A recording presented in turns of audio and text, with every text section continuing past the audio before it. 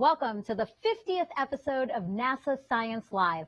We are so thankful you could join us for this special milestone and take part in another opportunity for you to interact with NASA experts and have your questions answered in real time. I'm your host, Megan Cruz, and today I am so excited to chat with you about Sunday's historic event, NASA's OSIRIS-REx, the first U.S. mission to deliver a pristine sample from an asteroid to Earth. Now, if you have questions throughout today's show, you can send them in using the hashtag AskNASA on social media, or you can drop them into the comment box wherever you're watching. Joining me now are two experts to discuss this incredible mission and explain what's next for the asteroid sample. We have Dr. Dante Loretta. He is OSIRIS-REx's principal investigator from the University of Arizona. And then we also have Dr. Scott Sanford, science lead for the OSIRIS-REx sample return capsule from NASA Ames. Thank you both for being here. Thank you. All right, so on Sunday, let's recap for everyone. On Sunday at 10:52 a.m. Eastern Time, the OSIRIS-REx capsule you see right there landed in the Utah desert carrying a sample of Bennu, a carbon-rich near-Earth asteroid. You know, I was watching this live broadcast from home. It was so exciting to see that capsule streak across the sky. Then the main parachute opens, bringing it down for that soft landing again that you see right there. Some of the team observing the capsule soon after it came down. Dante and Scott, you know, I know both of you were there for the landing. Describe how you must have felt to be on the ground for that historic moment. I know it must have been really emotional.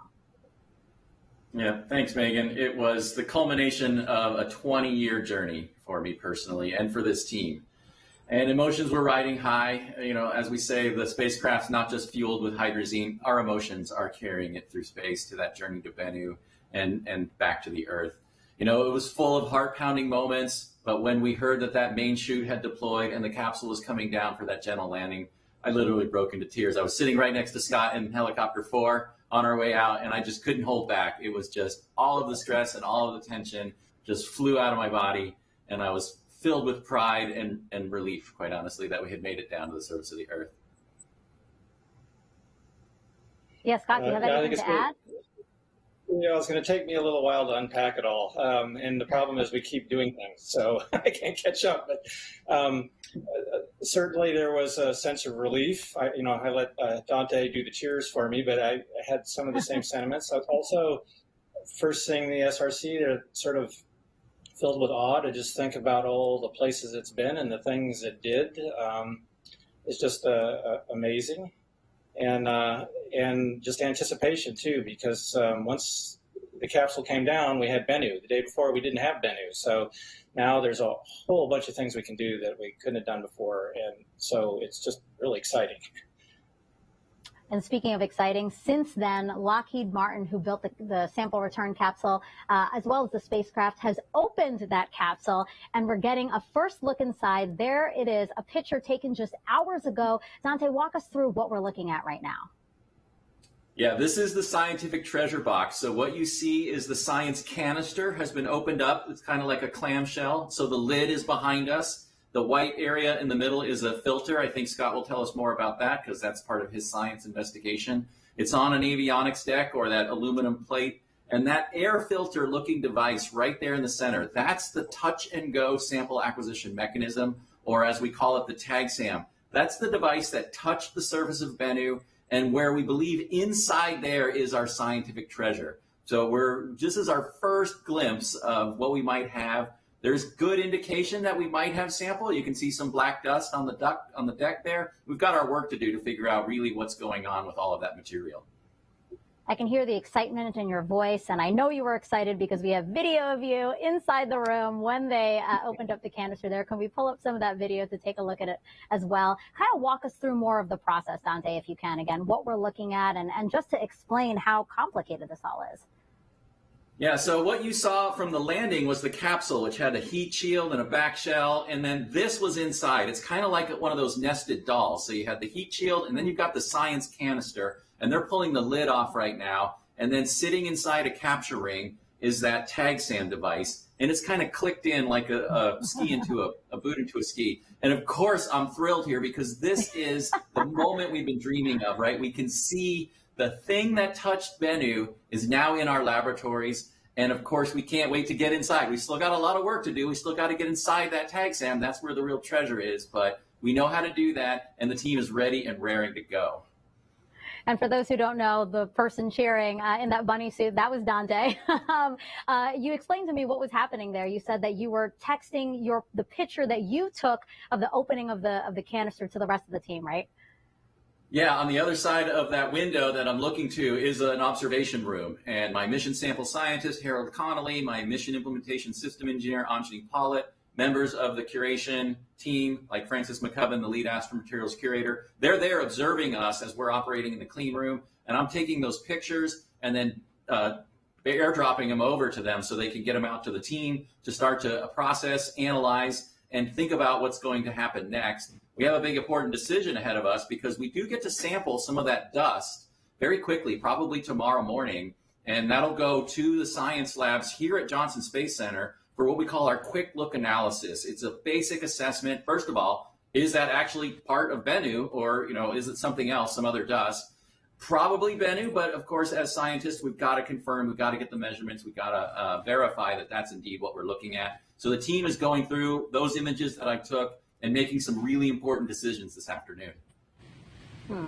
Yeah, so still quite a process, and we'll go into a little bit of that more in the show. But I do just want to go to Scott right now really quick. So Scott, you're the science lead for the sample return capsule. Talk to us. I mean, did it perform as expected? I mean, it was really amazing hardware to do what it did. Yeah, the sample return capsule, or SRC as we often call it, was required to do an awful lot of different things for us.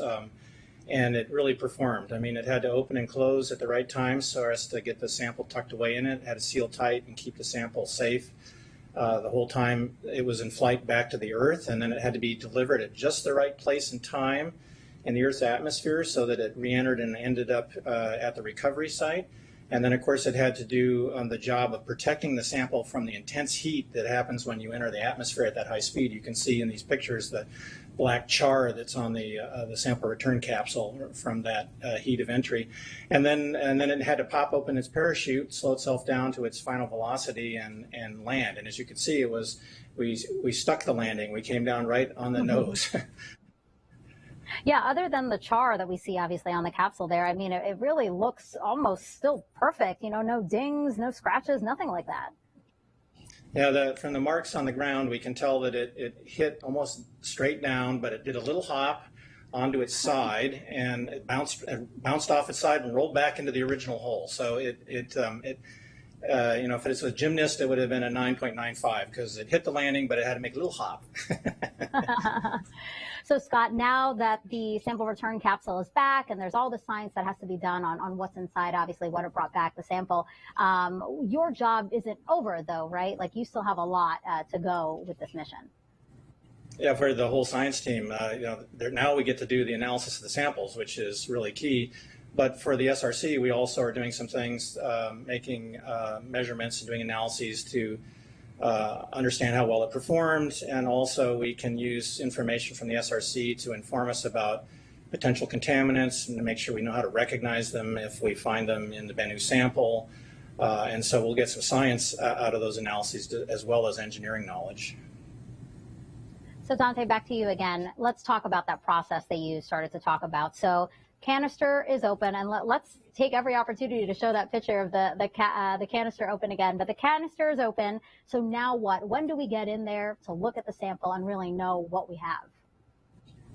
Right. So when we look at that image, you can see that the tag SAM is still locked into place. And there's an indication that there's a ring of black dust around there. And we're hopeful that that actually is asteroidal material. So what the team is doing right now is I took this image, I took a series of other images, lots of different angles, and they're going to go through and we get to pick an area where we can collect material probably first thing tomorrow morning. And I have what I call my Tiger team standing by. That's a group of scientists, both from NASA, University of Arizona, Purdue University, and they're ready to get this into the laboratories. We're also going to send some out to our colleagues at the Natural History Museum in London because they have some special expertise that we want to take advantage of. And the first question is that actually asteroidal material?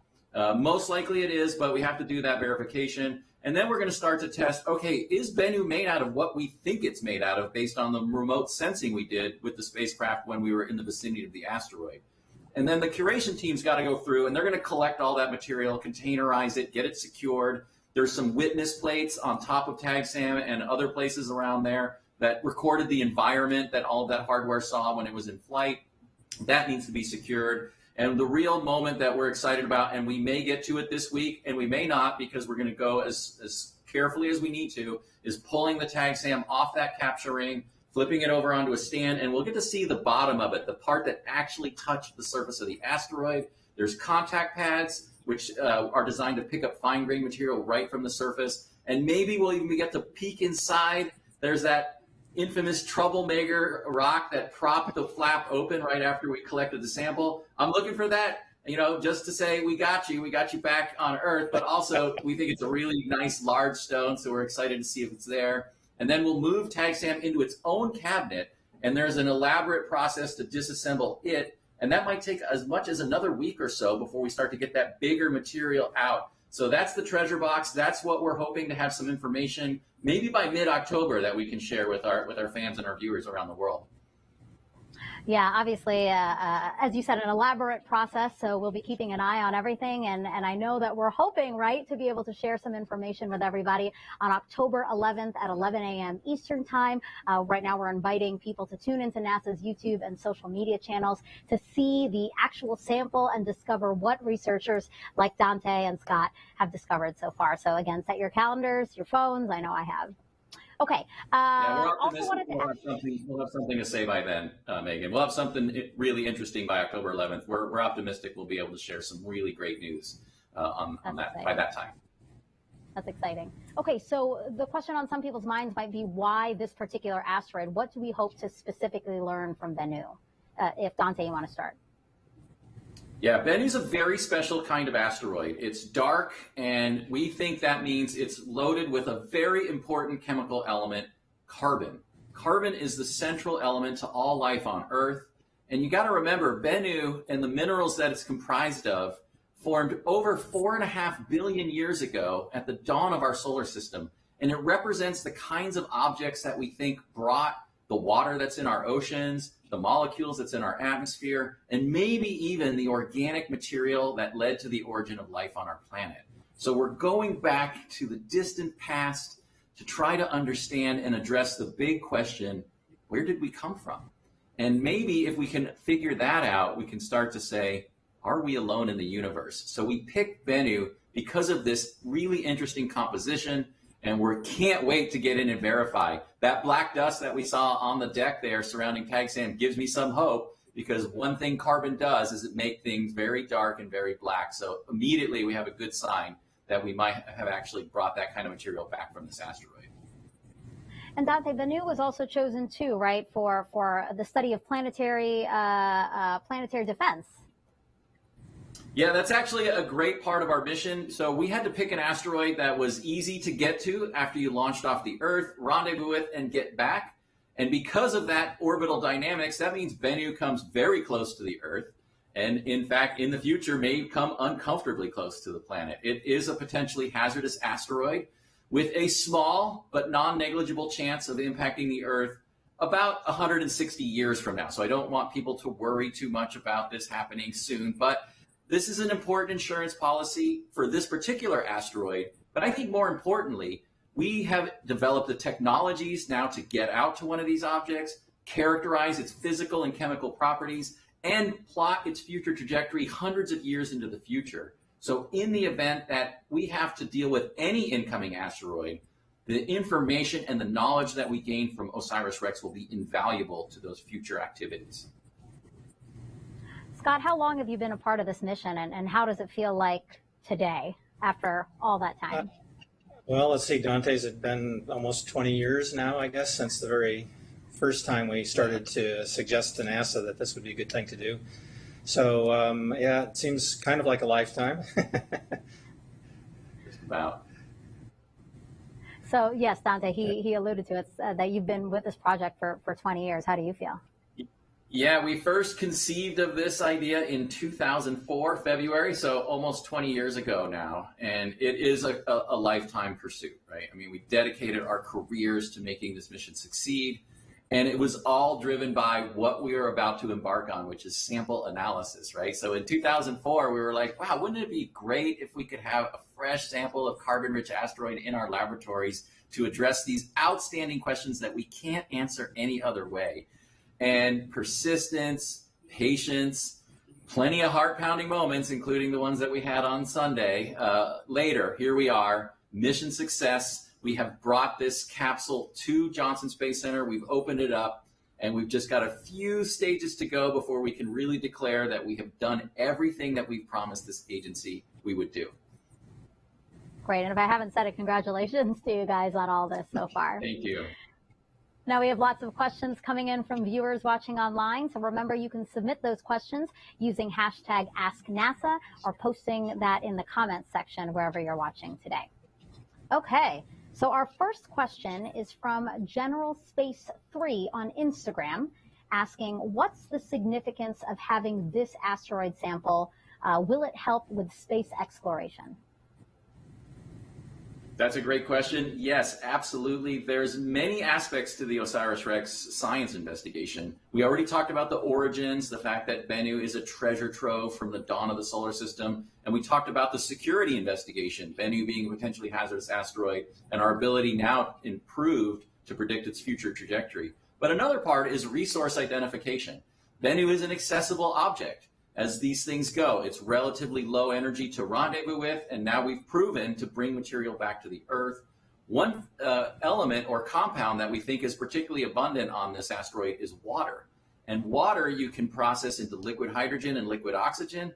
That's one of the most powerful rocket fuels that we know of. So I love to think about in the future, people will be taking the information we collected from OSIRIS-REx, using it to design these asteroid mining missions, and building these fuel depots in space to further exploration to the surface of the moon, to Mars, and beyond. Really, it's enabling even more science than maybe you guys had even thought of when you first created this idea. Absolutely. All right, and we have another question here. Actually, many of our viewers are asking a very similar question. What happens to the OSIRIS-REx spacecraft itself? Does it burn up in the atmosphere? Well, the good news is the answer is no, it will not burn up in the atmosphere, because right after we released that sample return capsule, we fired our rocket engines and moved away from the intercept trajectory with our planet that we were on. And the name changed. It is no longer OSIRIS-REx. It is now OSIRIS-APEX. It is on a journey to another very important near-Earth asteroid named Apophis. And I'm really proud of the legacy. Apophis is a fascinating object. It's about 300 meters across, so a little smaller than Bennu.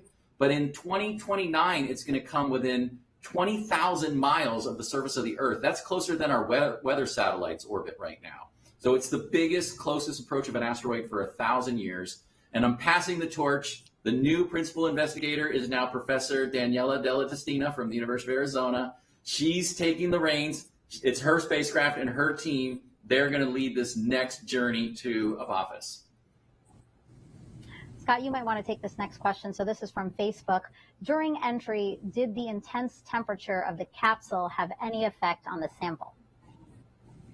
So, yeah, this is one of the important things the capsule does, is it kind of acts, so when we get a meteorite, it enters the atmosphere, and a large part of the meteorite is basically vaporized and is lost. So rather than us losing our sample this way, the heat shield on the SRC actually does the ablating. And so as you generate heat, it's carried away is this gas. You see this trail behind in the image here. This is the heat of deceleration going away. And so the heat, a lot of the heat doesn't penetrate into the middle of the SRC because the hot material is swept away before it can conduct any heat inside. So the analysis that's been done suggests that even though the outside in this plasma can be 5,000 degrees or so, the inside of the capsule is not expected to get above about 50 degrees C. So this heat shield protects our sample from that very severe environment and just sweeps it away. Yeah, that's so impressive. Hackman617 on YouTube asks, what are some of the things that this asteroid sample will tell us about how our solar system formed? Will the importance of this mission be understood by future generations? Excellent question. Absolutely. So as I mentioned before, we're looking at ancient material, older than any rock on Earth, even older than our planet itself. And we're really interested in the water, which probably formed as icy material out in the outer solar system when we were still a protoplanetary disk. When planetary systems are forming, these giant molecular clouds collapse, you form a star, and then the material that's left over creates a disk. And inside that disk, you have all this fascinating chemistry taking place. So we're looking at how did water get into the solid material? What happened when that ice got into an asteroidal-sized object? It probably got nice and hot and melted and formed a fluid and altered the minerals that were originally present. So we really want to understand protoplanetary disk and asteroid geological processes to figure out how these minerals and chemistry changes and ultimately how they get delivered to the inner solar system to make Earth a habitable world. I really am interested in this question on Instagram. What was the biggest challenge for this project, or maybe you personally? I think either of you can answer that question as well. Scott, you want to start? I'm trying to think what's biggest. There were a lot of challenges, so but the team worked their way through all of them. I mean, it certainly one of the challenges was Bennu didn't get our proposal in advance. You look at some of the artist conceptions of what the tag was supposed to look like, and the pictures of the asteroid show it looking like a kind of gentle beach of sand. And we got there, and it was this gigantic jumble of boulders. And so we really had to back up and figure out where are we going to get this sample from. Yeah, and I would say personally, right? We say space flight is long periods of boredom punctuated by moments of extreme terror. And so you've got to learn to keep your cool when things are really happening and the moments are arising. And the thing that has got us through all of that is teamwork, right? This is an amazing team. It's University of Arizona, Lockheed Martin, NASA, Goddard Space Flight Center, Johnson Space Flight Center, Ames Research Center, where Scott is. We all came together as one team. And that is what allowed us to overcome all the challenges and not only just perform, but to excel, right? One of the things I'm most proud of is OSIRIS-REx has just nailed every aspect of our flight program. Our launch was beautiful. The rendezvous with the asteroid, even as challenging as Bennu was, we figured it out. We went down, we got that sample. We got so much sample, it was overflowing. We got it stowed safely away, finished that 2.5-year journey back to the Earth. And of course, that beautiful pinpoint landing that we saw on Sunday. So all of those were extreme challenges. Every one of those is really hard. And we just nailed it because of the outstanding capabilities of this team. Yeah, what you guys were able to accomplish so far is super outstanding. Having this question from, which one do I want to ask? Let's see. Lucas Weezer on X asks, why did you pick this specific asteroid? Also, this other question, how old is Bennu? I think I talked about this a bit. So we picked Bennu because of its carbon-rich composition. And we also picked it because of its Earth-like orbit, right? So we had a lot of engineering constraints when we were originally designing the mission. We didn't want to overachieve. That is, we didn't want to get the spacecraft too close to the sun where it could get really hot. We didn't want a complicated thermal control system. For example, like the Parker Solar Probe, the amazing mission NASA has to touch the surface of the sun. It has to deal with those intense temperatures in the inner solar system. We didn't want OSIRIS-REx to have to overcome that challenge. So we couldn't have an asteroid that wandered too far into the inner solar system. We also wanted to use solar power. And we didn't want giant solar arrays because we had to do precision maneuvering around the asteroid. And the solar wind pushes you around just like a ship on the ocean. So we wanted to stay relatively close to the sun. So that gave us a narrow band of a little bit closer than the Earth and almost as far out as Mars, where we could look for asteroids. And then the final orbital criteria was the inclination. When that capsule enters the top of the atmosphere, there's a maximum speed at which it will survive.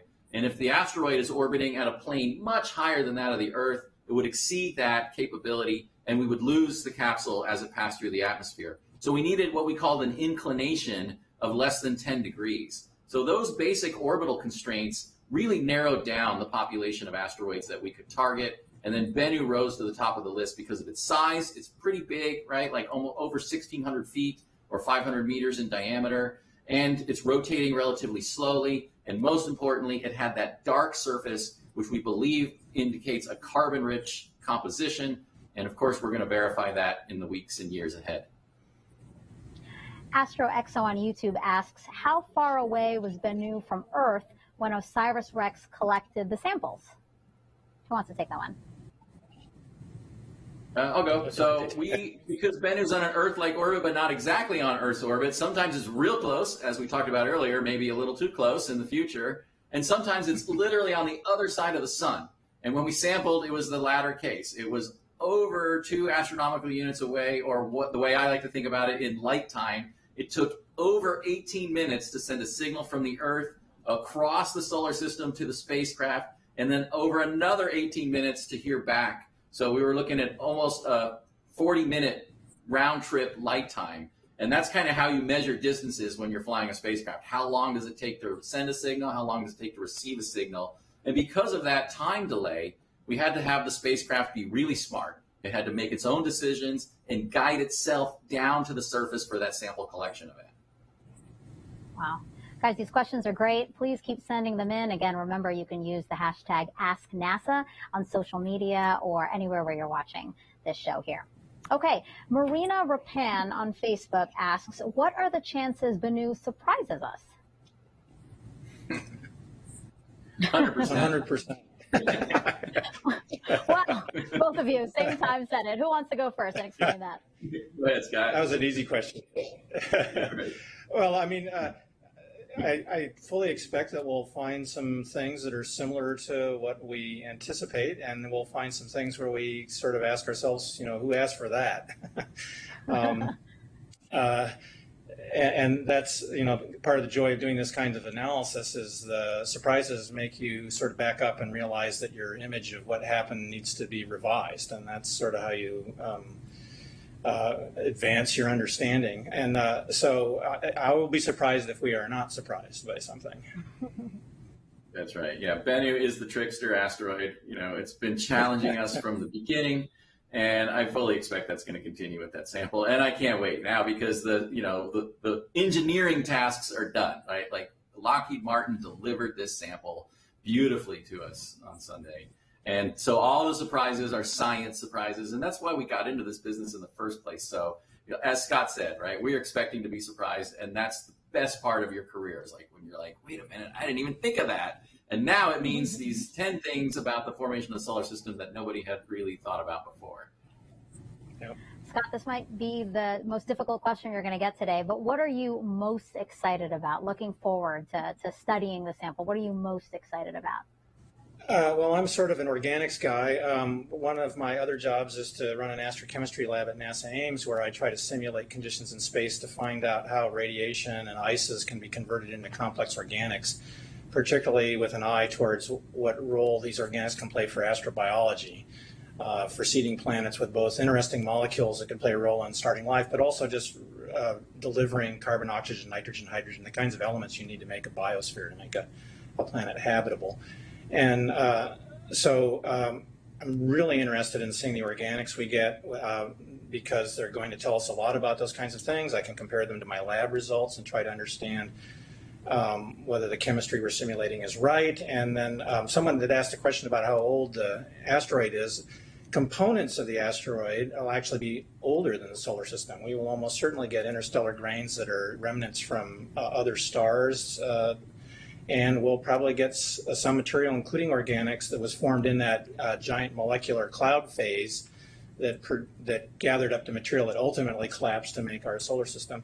So I think the organics are going to be really interesting because they're going to come from before the solar system formed. Some were made while the solar system was forming, and some will have formed on the Bennu parent body while it evolved. Wow, that's really exciting. Can't wait to see what you discover. Metanoia on X asks, what will happen to the samples after analysis is done? Will they go to a museum? Great question. So, we're here at Johnson Space Center in the Astromaterials building, and I'm looking right out the window here is where the Apollo lunar samples are curated to this day.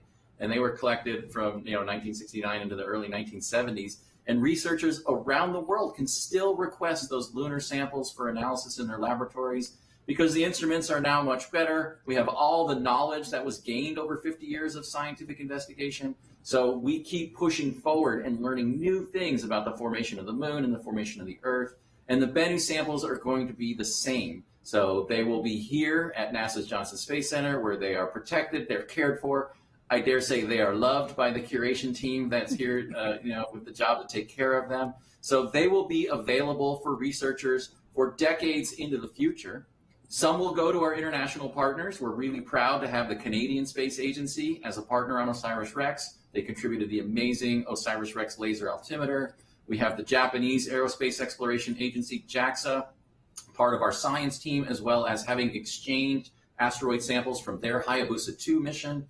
So they will get material from Bennu to thank them for their contributions and to recognize the importance of international collaboration.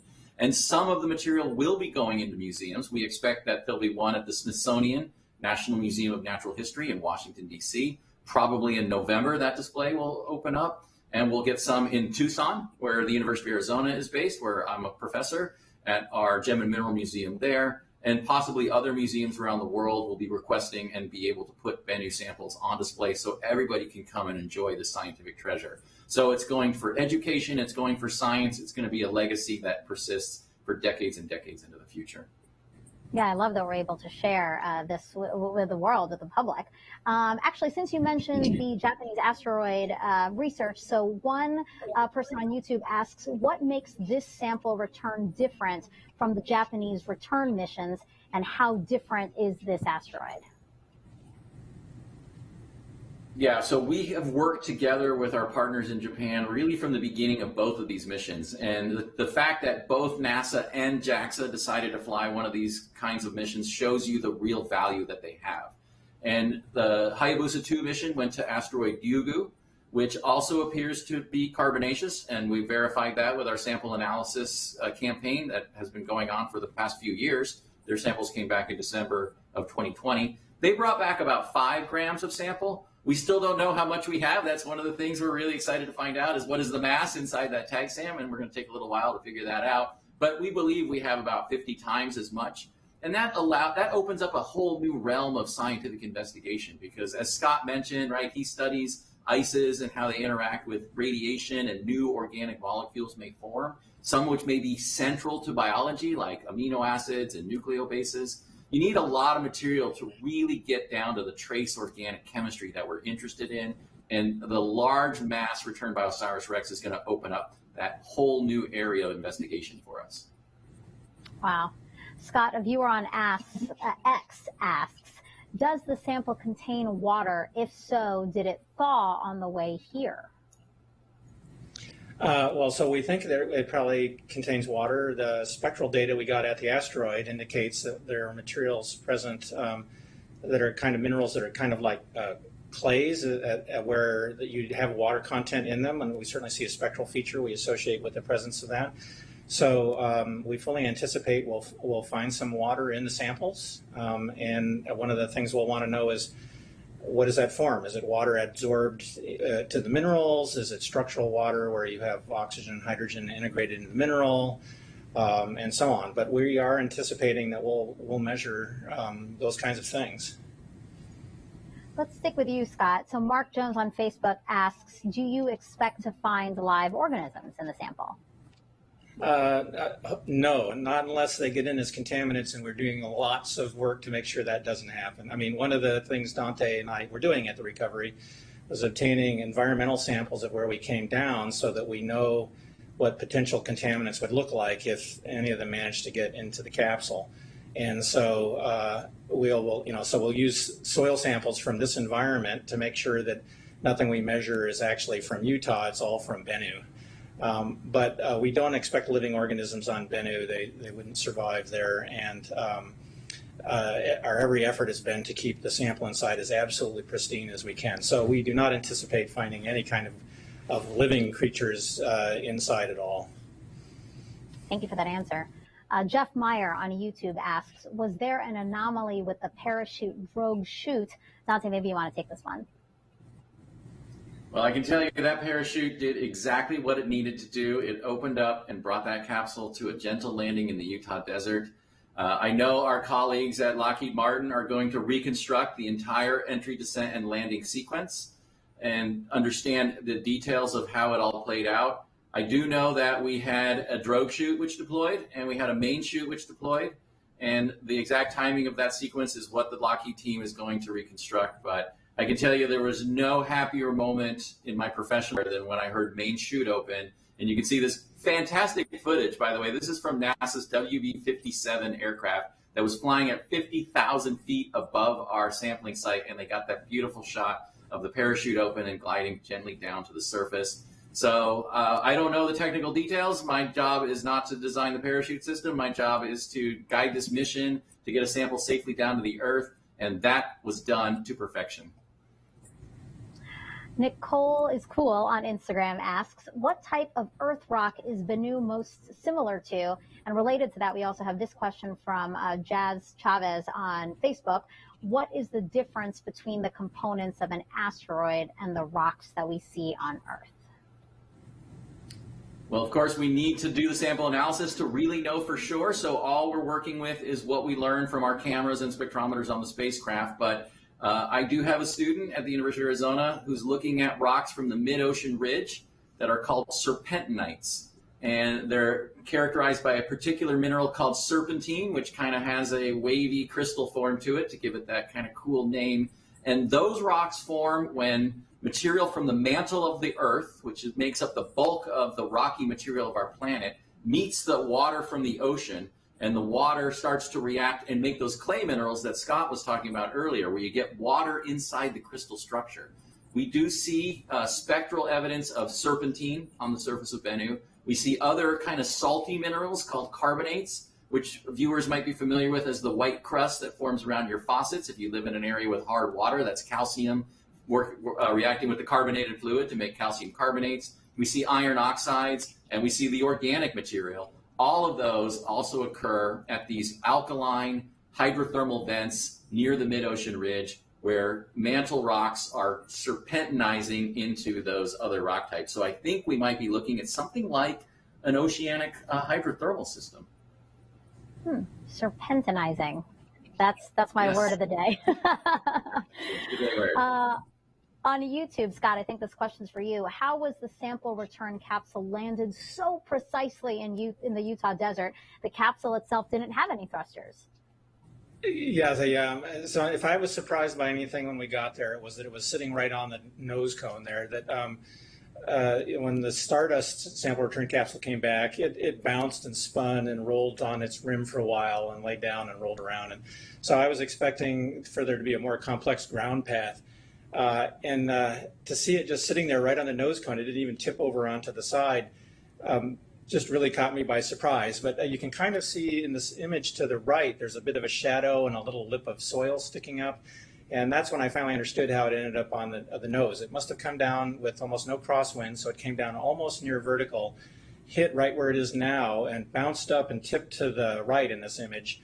And the rim there, the outer rim, gouged into the soil and plowed up that little thing that's sticking up, and that stopped it from skittering any further, and then it just rolled back into its original hole.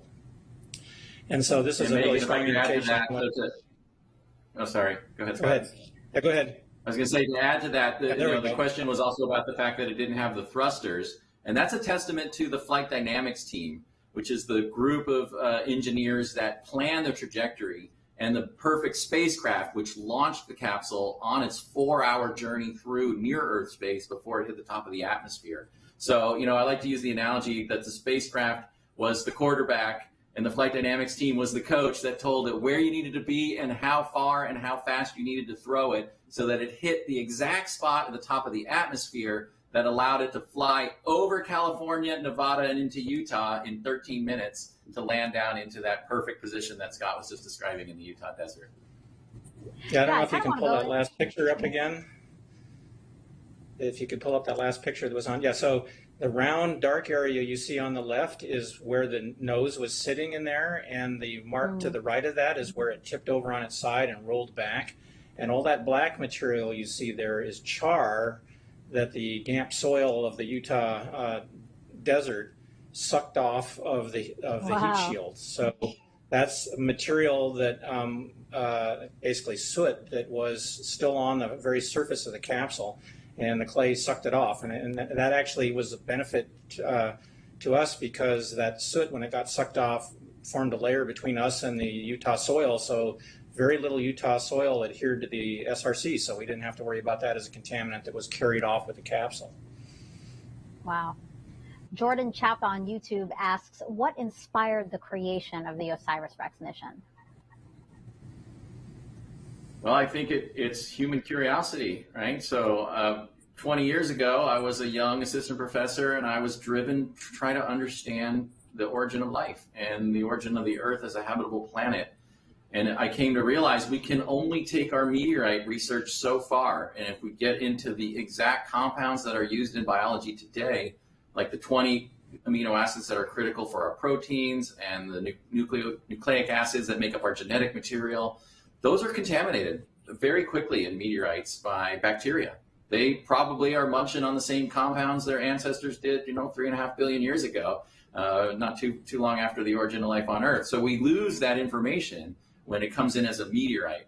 And I started to realize, boy, if you really want to try to go after this question rigorously scientifically, you got to get out to one of these carbon-rich asteroids and bring it back in a pristine state. I'll admit it seemed like magic at the time that I was thinking about it, but 20 years later, here we are with the samples in our laboratory, and we're about to address some of those critical questions. Yeah, you can learn a lot from meteorites, but they're all orphans, so we don't know where any specific meteorite comes from. And so one of the things this mission has done for us is, the SRC said, here's a sample, and you know where it came from. So you can tie this to home base, and that's going to be a huge benefit for the rest of the analysis.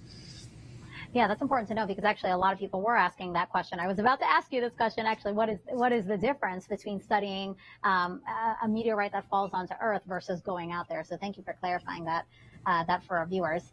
Another question is, how many divisions of science will get to study the sample? That's an interesting question. So I know we have over 200 scientists using about 60 different analytical techniques. And the OSIRIS-REx science investigation really is astrophysics, astrochemistry, astrobiology, planetary formation, stellar evolution. Scott alluded to those interstellar grains, which formed in nucleosynthetic environments in ancient stars. And probably things we haven't thought of before, right? Because they're available to the world, these materials, and there's people asking questions that this science team hasn't addressed yet. So if it involves outer space, then you'll be able to work with the Bennu samples to come up with some answers to your questions. And part of the power of having the sample back is that, 20 years from now, if someone has a new technique, they can take the sample out and measure it all over again with a new technique. So these things will just keep giving. And so, with this question of how many fields are involved, well, maybe there'll be new fields in 10 years that we don't have a name for yet, and they'll get to measure it too. So. That's a really great point. Donnie Mertz on Facebook asks, how can you tell how old Bennu is? So we have, inside these rocks, there are little clocks. And when I say that, what I mean is there's elements that are radioactive, and they decay with a very predictable half-life. So one of the ones that we'll be looking at that's most important is uranium. Very well-known chemical element because it's used in nuclear energy and nuclear reactions. And it turns into lead. So we're going to look at the abundance of uranium. We're going to look at the abundance of lead. We know how long it takes uranium to convert into lead, and we can use the abundances of those elements, and in particular specific isotopes, which are different forms of the same element that have different atomic masses. And we can then calculate how long that system was undergoing decay without any disturbance, without losing lead or adding uranium or anything like that. And there's other similar systems that we use. They all generally involve radioactive elements that decay in a very predictable way into elements that we're familiar with. And we can look at the abundance of those two and then determine how long that process took to go to reach the state that we measure. And there may be some small amounts of material like these interstellar dusts I mentioned earlier where we won't necessarily be able to date it, but we'll know that since it comes from a star, it predates the solar system, so we can put a minimum age on it. And we'll undoubtedly find some of that material too. David Colburn on Facebook asks, did we discover that the surface of Bennu was not as dense as previously thought? Yeah, I mentioned earlier that Bennu's the trickster asteroid, and that was one of the final tricks. When we went in to collect the sample, Scott talked about it earlier. We had these great computer animations of what we thought was going to happen as we were going to hit a solid surface, basically, and grab the material right off the top. But when you look at this amazing footage, you can see that we really moved a lot of material there. I like to use the analogy of one of those ball pits at a kid's playground, right? We just sunk right into that asteroid surface with almost no resistance whatsoever. And we went in, about a foot and a half, like the length of my arm, down into the subsurface of the asteroid, where we predicted we might go down an inch or so at the most. So it was very soft. And as we analyzed the data, we realized that's because the density was incredibly low. It's about 1/6 the bulk density of your average rock on Earth, and about 1/2 the density of water ice, which is one of the lowest density major solid materials that we know of in the solar system. So Bennu really surprised us in a good way in this case, because we went so deep and we were in contact with the asteroid for a lot longer than we expected. We got a lot more material than we had designed the mission to. Gosh, this mission has been so exciting for the last 7 years. All these questions are talking about launch, we're talking about collecting the sample, and now here it is back on Earth. So really thrilling.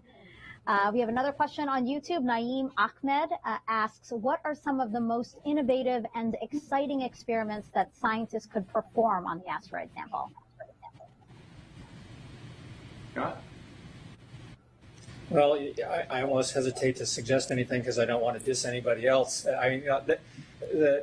Dante mentioned how many analytical techniques we're going to apply to these samples, and they're frankly quite amazing. I mean, there are people basically counting atoms of different elements or even isotopes, tearing these rocks apart down at the atomic scale, and there'll be people worried about these rocks at the molecular scale, and there'll be people who are worried about these rocks at the mineralogical scale. For minerals, and the petrologists will want to know which minerals are next to other minerals, because that tells you something about the environment and puts constraints on what has happened. And they're all amazing in their own right. I mean, they all provide information which is really unique. That's why we're using them all. And so I'd be hard pressed to say one's better than any of the others. What'll really be powerful is the use of all of them in combination, because then you can see, every technique will see some things that make sense and some things that puzzle them, and the things that puzzle them may be addressable by information that comes from another technique. And so sharing our data, putting it all together is going to allow us to figure some things out that no individual technique would sort out. It's that collaboration that's great. You guys have been talking about it throughout this entire show. Yeah, so the team is going to continue being a team. I love it.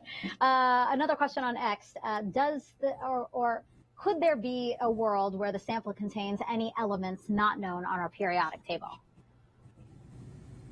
Well, we have the periodic table pretty well figured out at this point, so I don't think we'll discover any new elements. But what we may find are new minerals, which are combinations of elements that occur under environmental conditions that may not happen on the surface or in the interior of the Earth. So the chemical elements are very well understood, but the minerals, you can always find new minerals because these are very different, literally alien environments compared to what we have here on Earth. And we do find a lot of unique minerals in meteorites that don't occur in terrestrial environments. And I wouldn't be surprised if we pull something out of Bennu that we haven't seen before in that regard. It's how how the atoms are arranged in crystal structures to make a mineral.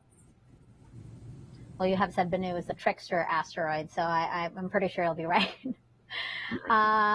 This is another question on X. Is there something, and Scott, it sounds like this one's for you, is there something or what is in place to guarantee that entry into Earth's atmosphere did not affect the samples?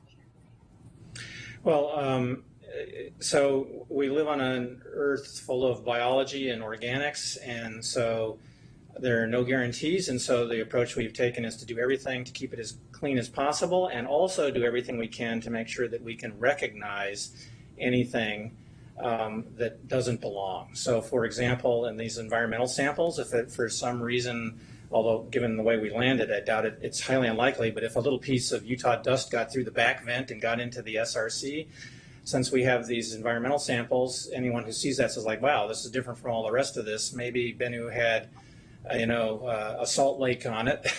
Like Utah, we'd say, no, look, compared to the soil, you'll find out you've got a little piece of Utah there, set it aside. And so you do everything you can to prevent contamination, and then you also do everything you can to recognize it if it happens.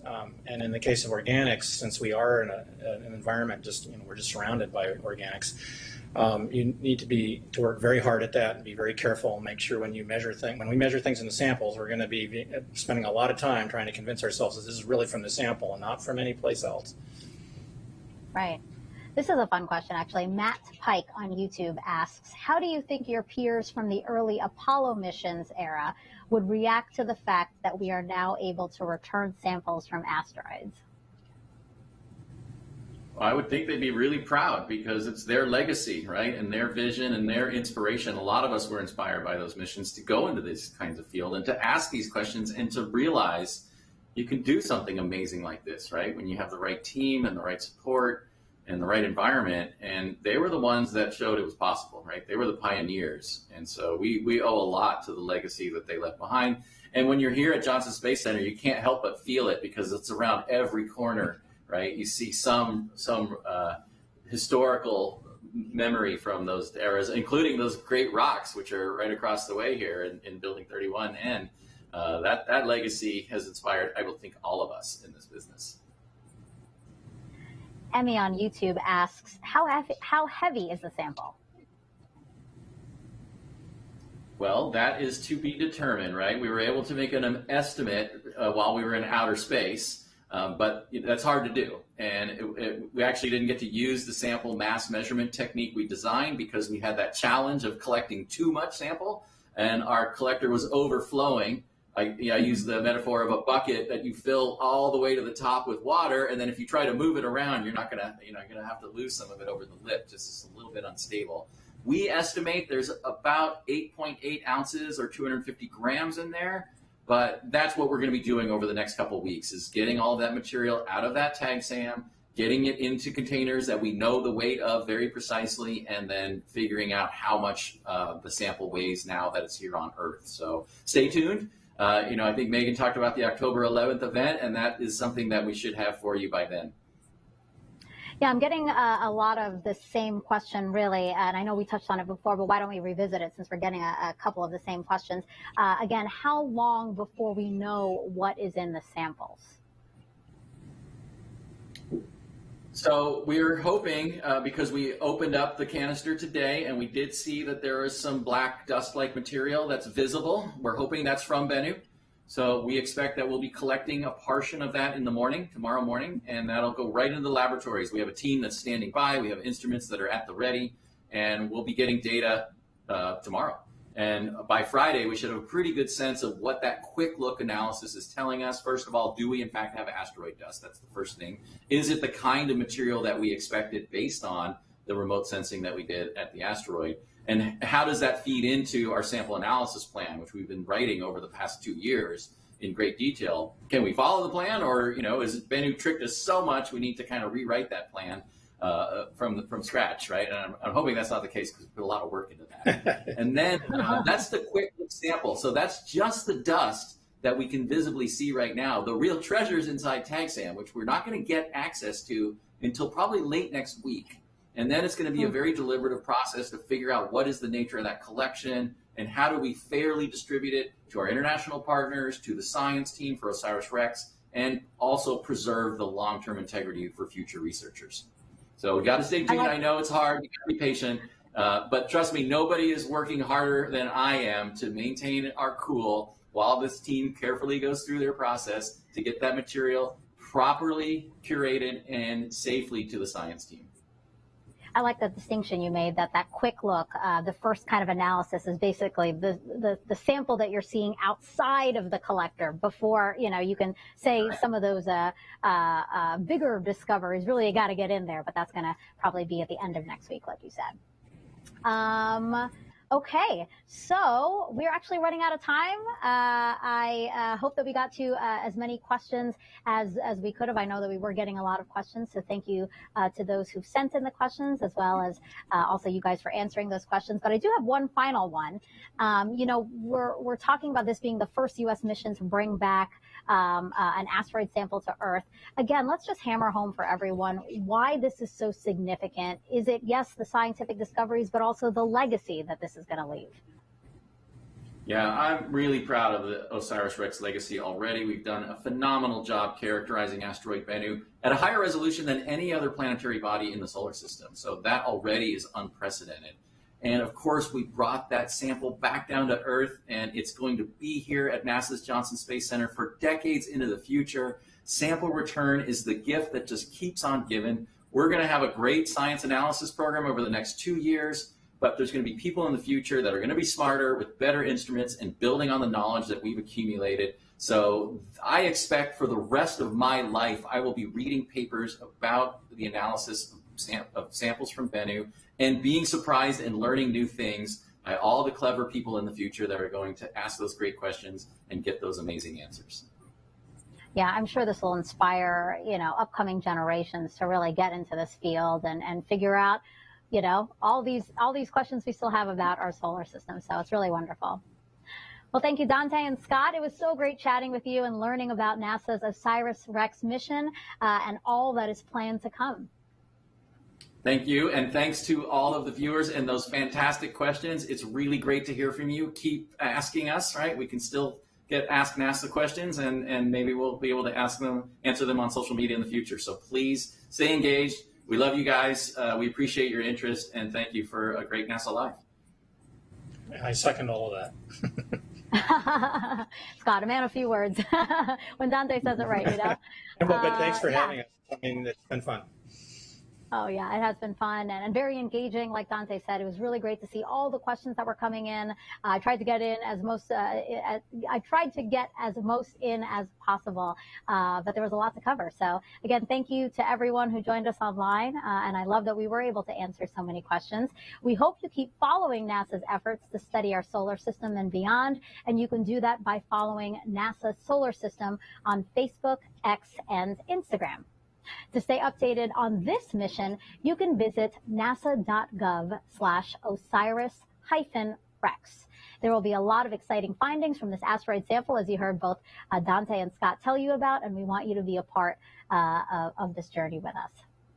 Finally, remember, this is just the beginning of what we will learn from this asteroid Bennu sample. Tune in again October 11th at 11 a.m. Eastern Time to join us as Dante and his team reveal what they've learned so far from the sample of Bennu. Thank you, and we'll see you next time.